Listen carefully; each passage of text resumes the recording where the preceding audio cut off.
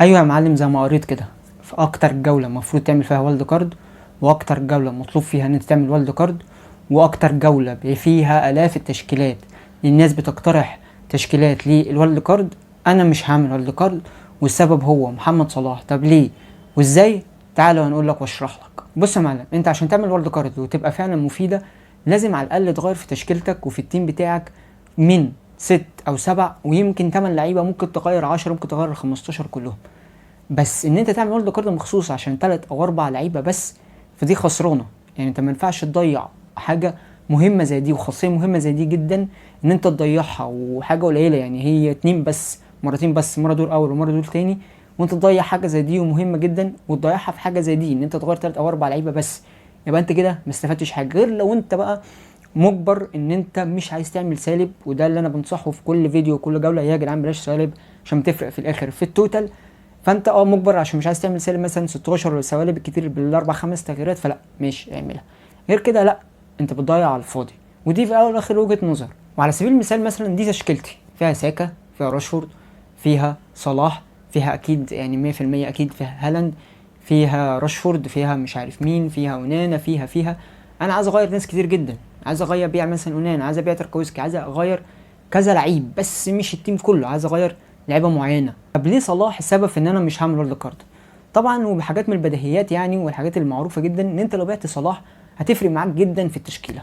بعت صلاح 12 ونص واكتر، او 12 ونص هتبيع صلاح، هيفرق معاك جدا. هجيب كذا لعيب 6 7 لعيبه واكتر، وهتفرق معاك، وكمان هيتوفر فلوس في البنك. اللي انا كنت ناوي اعمله ان انا هعمل وورد كارد باني ابيع صلاح واغير جامد في التشكيله، باني مثلا هبيع اونانا، وبيع حارس شيفيلد، وبيع بلدوك، وبيع تركويسكي، وهبيع بيدرو، وهبيع سيمينهو ده اللي هو بتاع برنموس، وهبيع كل الناس اللي ما بتلعبش، كل الناس المقرفه دي كلها هبيعها واولع فيها. وابدا بقى اجيب الناس فعلا اللي بقت تعمل زي مثلا ماديسون، زي بيومو، زي مثلا اجيب ارشر، افكر في سون، ديابي، اجيب واتكنز، اجيب ايزاك، افكر بقى في ناس كتير جدا بتعمل. وعندي الناس الخصوم عندي مثلا في الدورات اللي بينك وبين صحابك، او عندي الناس مثلا اللي في العالم كله في الاوفر اول مثلا، ومش عندك انت. يعني اوائل العالم تقريبا ما عندهمش صلاح. فالحوار كله بقى ان انت لو بعت صلاح، شفت بعت صلاح بقى لو عملت له كارت وبعت صلاح، شوف هتفرق معاك قد ايه في ان انت بص هتجيب كام لعيب، وهتفرق معاك انت كل ده بخساره. اللعيبه دي مش عندك، فكل ده بخساره، لان كله بيستفاد منهم، والناس بيستفادوا منهم وبيعلوا في الرانك وانت لا. المشكله ان كل اللعيبه اللي انا نفسي فيها وقلت عايز انا اجيبهم زي ماديسون والناس دي كلها والرجاله الحلوه دي كلها اللي بيجيب نقط كتير كل جوله، الرجاله دي كلها يعني مش هتتجاب. ولازم ولا بد ان انا ابيع صلاح. حتى لو هعمل كارد لازم ابيع صلاح. صلاح هيفرق معايا جامد في التشكيله. هضطر اسفا ان انا ابيع صلاح وانا معايا هالاند، فمستحيل طبعا بيعت هالاند، دي حاجه خياليه طبعا، مستحيل تبيع هالاند، وما ينفعش حد يبيع هالاند يعني، دي عشوائيه مطلقه يعني. فمش هتيجي غير ان انت تبيع صلاح. بس انا برضو ما سكتش، ونزلت فيديو على التيك توك، وهسيب لكم الرابط بتاع الاكونت بتاع التيك توك تحت في الديسكريبشن وفي الكومنتات في اول كومنت. نزلت وقلت يا جدعان انا محتار، وانا فعلا محتار حرفيا بالمعنى الحرفي، محتار جدا، وهفضل محتار لحد قبل الديدلاين بساعه وبنص ساعه وب10 دقايق. ان انا اعمل يا جدعان والد كارد وابيع صلاح، ولا اسيب صلاح، ولا اعمل ايه؟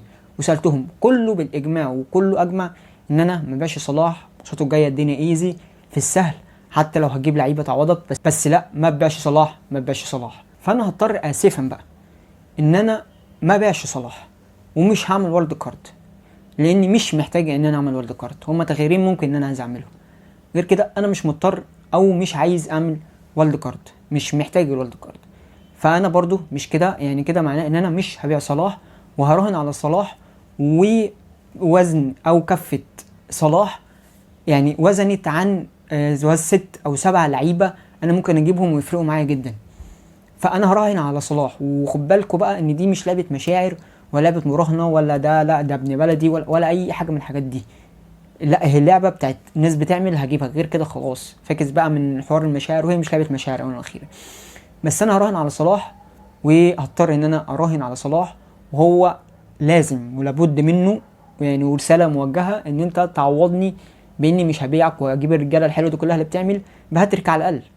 على الاقل يعني على الاقل كده الصلاه على النبي كده ميجا هاتريك، ما ينفعش هاتريك، ميجا هاتريك. ان انت انا الوحيد ممكن يكون مثلا مختلف انا وكم واحد بس اللي معاهم صلاح، والباقي كله معهمش صلاح. والتغييرين بقى اللي انا هعملهم ان انا هبيع حارس شيفيلد او اونانا واجيب لينو، وهبيع تاركويسكي، وهجيب روميريو او بيدرو بورو، بس هو روميرو غالبا يعني. دول التبديلين اللي اعملهم. هعمل سالب 4 لان معيش غير واحد ترانسفير، ومش بقول لحد يعمل سالب، اوعى تعمل سالب حتى لو 4، كله بيفرق في الاخر في التوتال، بس مضطر ان انا اعمل السالب ده عشان اللعيبه دي انا زهقت منها، تاركويسكي وحارس شيفيلد واونانا. يعني انا بفكر اونانا ولا حارس شيفيلد وتاركويسكي، فهولع في الناس دي كلها وابيع، ودي قصتي. فانا ليه مش هعمل وورلد كارد، وليه صلاح هو السبب في اني مش هعمل وورلد كارد في اكتر جوله انت محتاج فيها وورلد كارد بعد التوقف الدولي. وشباب بيكون خلصنا الفيديو بتاعنا النهارده. ما تنساش لو ما عملتش اشتراك انزل اعمل اشتراك وفعل زر الجرس عشان يوصلك كل جديد، واعمل لي فولو على تيك توك، واعمل لي فولو على انستجرام، واعمل لي فيسبوك، واعمل لي فولو على كل حاجه. ولو عجبك الفيديو ما تنساش يعني لازم تكتب له كومنت تشجيع عشان نكمل. وسلام.